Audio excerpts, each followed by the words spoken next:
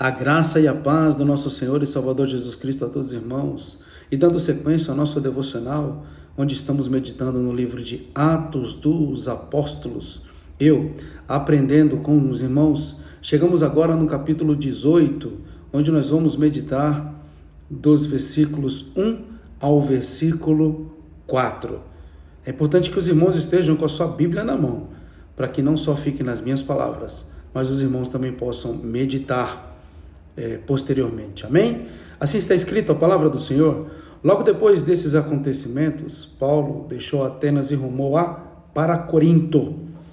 Chegando ali, encontrou um judeu chamado Áquila, natural do Ponto, que tinha acabado de chegar da Itália com sua esposa Priscila, pois Cláudio havia baixado um decreto intimando que todos os judeus se retirassem de Roma.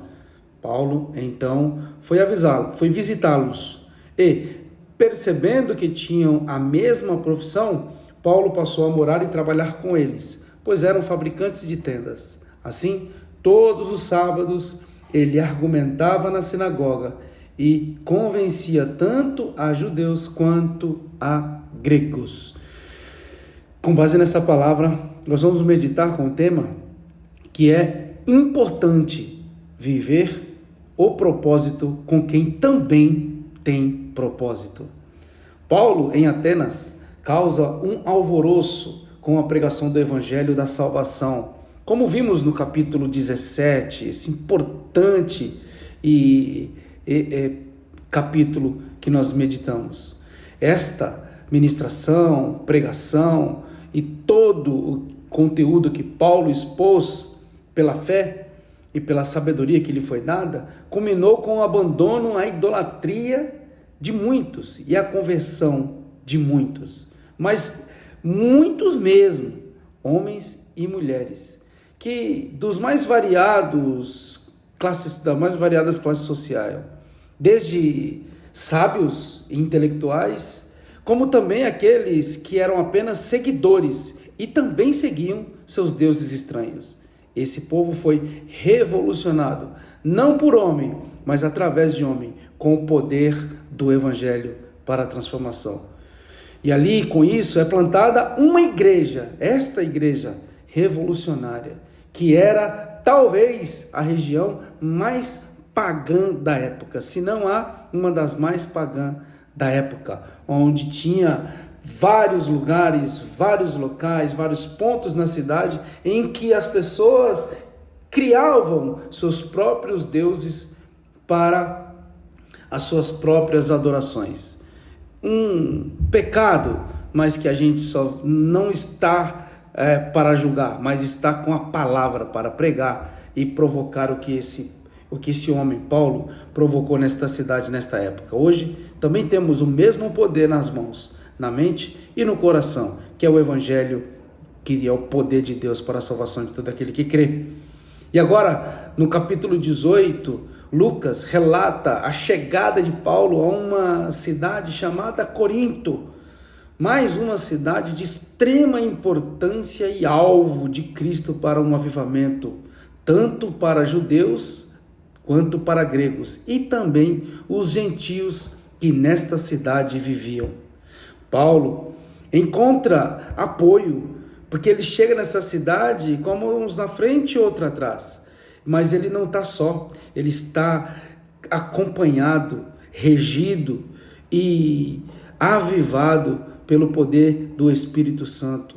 E aí, Paulo encontra guarida e também comunhão com os dois irmãos citados no texto, Áquila e Priscila. E o texto também relata que eles não estão ali também por seu lugar de origem. Não, eles foram rejeitados e expulsos. De onde? De Roma, da Itália. Por serem quem? Judeus. E por quê? Por professarem a sua fé no único, suficiente, exclusivo e eterno Salvador. Aquele que também é o único caminho para chegar-se ao Deus vivo e todo-poderoso.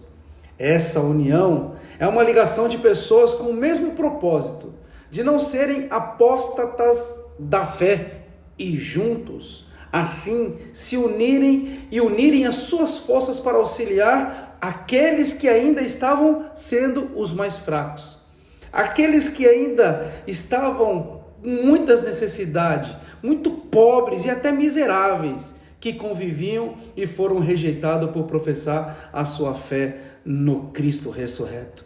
Fazendo aí, eles, com essa união, o evangelho chegar até os confins da terra. Esse era um propósito, pregar o evangelho até os confins da terra. E Paulo seguia, então. Chegando em Corinto, ele não para, ele continua. E nós vamos ver o quanto Deus vai fazer, transformar com sua palavra nesta cidade.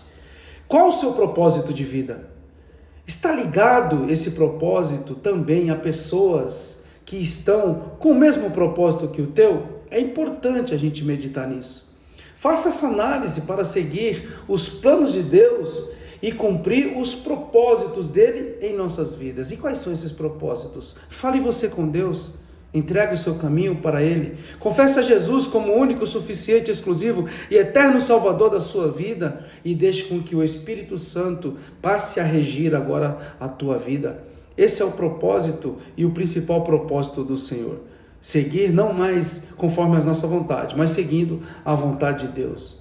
E Deus, nesta caminhada, aqui no mundo onde estamos, Deus sempre vai unir pessoas com propósitos.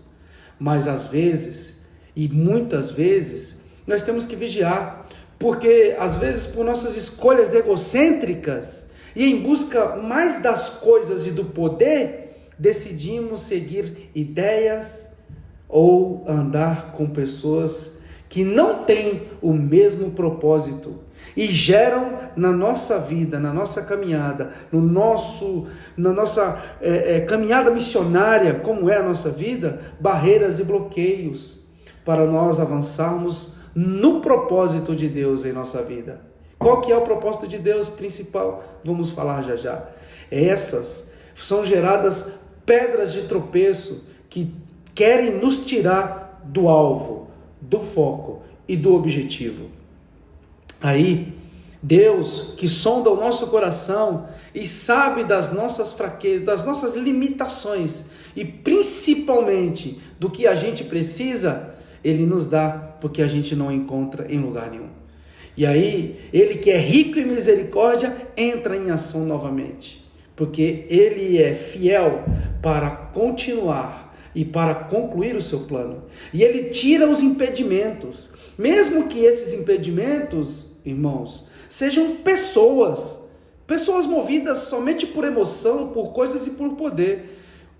Abriu um parênteses, pessoas sem propósito, sem o mesmo foco, objetivo e alvo que o seu. E o pior, pessoas que vivem batendo com o prego com a ponta para cima.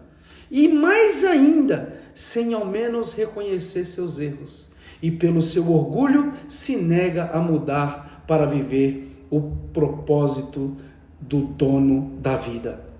E para isso, irmãos, não precisa muita coisa. A gente tem que vigiar, porque não precisa muita coisa. Se nós conhecemos a verdade e a verdade nos libertou, por que viver de mentiras? Por que concordar com mentiras? Por que fechar os olhos diante de mentiras e seguir pisando em caminhos tortuosos? Não precisa muita coisa para que a gente apostate da fé e saia dos caminhos que o Senhor pretendeu para nós, onde Ele vai nos unir com pessoas, como Ele uniu Paulo saindo de Atenas e foi para Corinto. Em Corinto ele achou este casal também levantado por Deus. Ele une pessoas e pessoas com propósitos. E para a gente sair do propósito dele, repito, não é preciso muita coisa, basta apenas rejeitar a palavra de vida, que também é rejeitar o maior propósito de Deus para nós, que é a salvação e a vida eterna em Cristo Jesus. Meus irmãos, o importante de viver o nosso propósito não é fazer acepção de pessoas, não é sobre isso que eu estou falando, mas é viver o propósito com pessoas que também têm o mesmo propósito. E nós não saímos dos caminhos do Senhor, porque Ele é onisciente, onipresente, onipotente, o suficiente para visitar aquele coração duro e fazer um coração de pedra, um coração de carne, para também viver o seu propósito. Receba essa palavra no seu coração e siga aquele propósito que o Senhor colocou no teu coração, que jamais Ele vai te desamparar e vai sempre te unir a pessoas com o mesmo propósito, para que juntos a gente possa professar a nossa fé e com sabedoria entrarmos no reino dos céus. Receba essa palavra no seu coração, em nome de Jesus.